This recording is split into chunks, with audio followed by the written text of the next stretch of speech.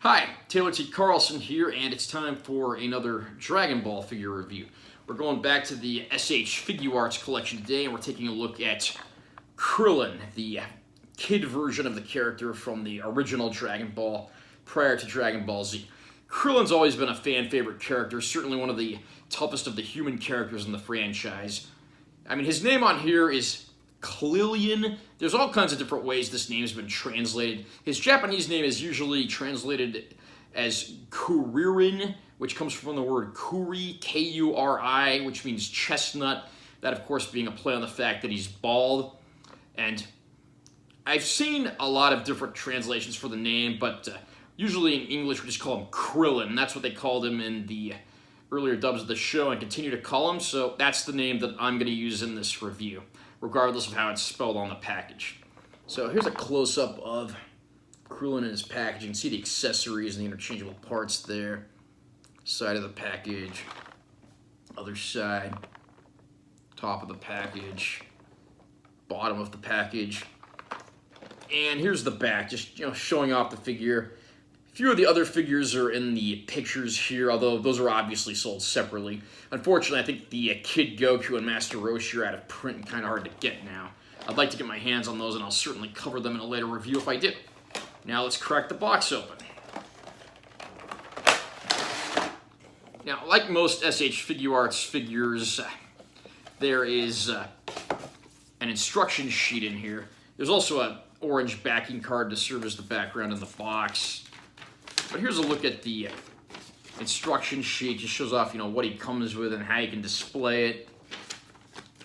There's also an ad here for a Broly figure in the SH Figuarts collection, as well as Super Saiyan Blue versions of Goku and Vegeta. It also comes with a stand. A lot of the little kid figures tend to come with stands. So here's the stand. Basically, you can take this this sort of crane piece here, and you can fit that in there. There's two other little pegs here that can be removed, and you can put the thing in there if you so prefer. So a little bit of flexibility, which is nice. And there's a peg here for displaying a piece that comes with the figure that we'll show off in a minute. But then there's also this clamping piece here, and you put that on there, and you can hook that around Krillin's waist and pose him a bunch of different ways. I wish these came with every Figuarts figure, but like I said, mainly so far I've only gotten them with the smaller or kid figures. Here's Krillin on his card. A lot of accessories and interchangeable parts there, so let's go ahead and open these up.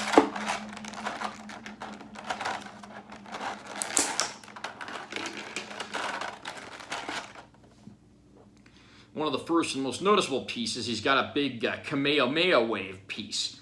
This is something that you can put on the stand. It's got a little peg right there, and you can replicate him firing the Kamehameha, which is pretty cool for display purposes. He also comes with a 6-star Dragon Ball. Again, kind of hard to see the number of stars on the camera. And then one thing, I really love the attention to detail and how this was included. He comes with a rock that has the Master Roshi Turtle School symbol on it.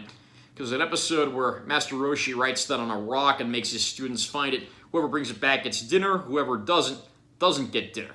So Krillin makes a fake rock with that logo on it. Doesn't fool Master Roshi, though, who throws it and hits Krillin square in the head and tells him not to cheat. Classic stuff there.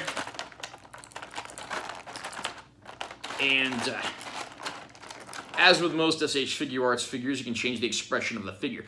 I'm happy to say this one has interchangeable heads rather than interchangeable faces. Krillin's got his normal sort of regular smiley guy head on there by default, but we've also got the angry heat of battle head included, and his smug, confident look. And then there's also, I don't know if you can see these right here, but there's these little T-shaped pieces that you put the heads on when they're in the packaging and you're not using them. That just sort of holds them in place so that they don't rattle around in the box. Actually a pretty nice inclusion that I appreciate there. And he's got a bunch of hands, so we'll take those off next. He's got this open hand here. This is probably more for holding the little rock or the Dragon Ball. He's got a set of these, you know, peace sign V for victory hands. I guess if you want to pose him winning a fight at the World Martial Arts Tournament. He's got, you know, open hands like for, you know, blocking or firing energy blast. I guess those would go well with the Kamehameha. Then he's got these slightly gripped closed hands. Again, probably use those much for the same purposes there. And then lastly, he's got these two hands where he's got, you know, two fingers raised on each hand. I guess this is like if he's doing, like, you know, martial artists poses and getting ready for battle. And then last but not least, we arrive at Krillin himself. By default, he's got that sort of more, you know, neutral, smiley guy head attached, which looks very good. One thing I'll say about this figure, I absolutely love the facial expressions. Krillin's a very visually expressive character with his face, and the SH Figuarts line really captured that perfectly there. There's a nice little close-up right there.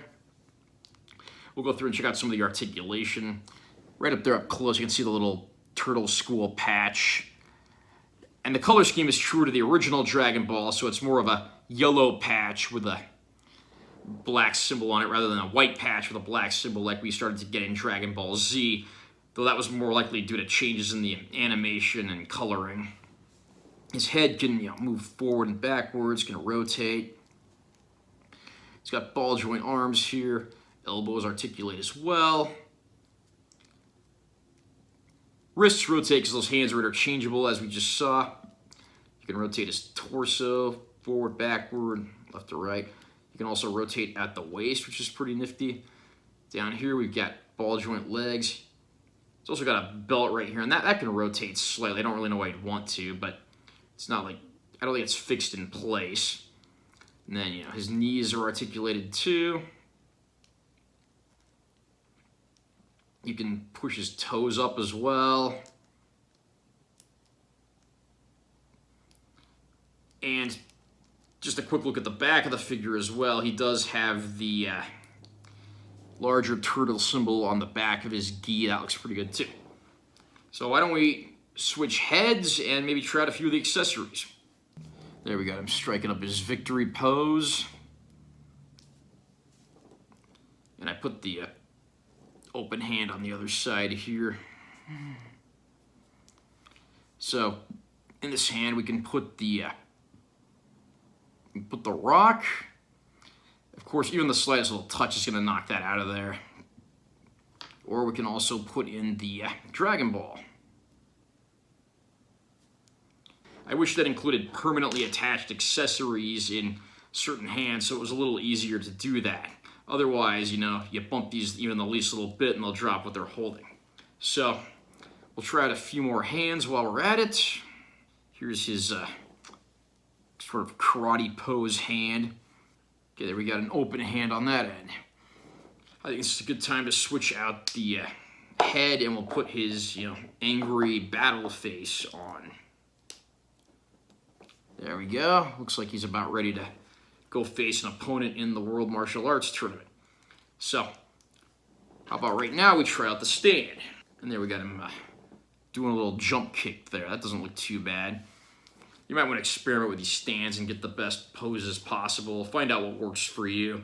The nice thing about the Figuarts is that there's so many different hands, heads, accessories that there's really no limit to how you can pose these things.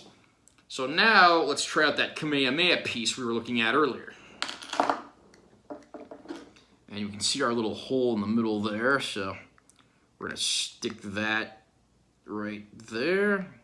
Throw in a nice little Kamehameha blast there.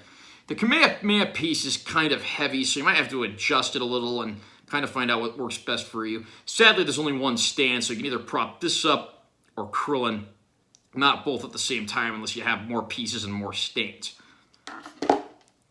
And again, I'm not going to try every single hand piece out on here, but overall, I'd say Krillin is a pretty impressive figure. You know, there are a few places where the points of articulation look kind of obvious and intrusive, but it's nowhere near as bad as it was with that Kid Chi-Chi figure that I reviewed a few weeks ago. Overall, I gotta say, Krillin in the SH Figuarts line actually looks pretty solid and is a great addition to my collection. There was an adult Krillin released in this collection a while back, but I think he's out of print now and fetching a lot of money. I don't even know if they still make Kid Krillin. I only found one of these over at Brad's Toys a few months ago, and I think I paid like $60 for it. These SH Figuarts figures are never cheap, but they're always great figures for the most part. Do you collect the SH Figuarts series? Have you picked up this figure of Kid Krillin yet? Comment down below and let me know what you think. Also remember to subscribe to this channel for more content because I'm always posting new videos. And give this one a like if you found it helpful. I'm Taylor T. Carlson. See you next time.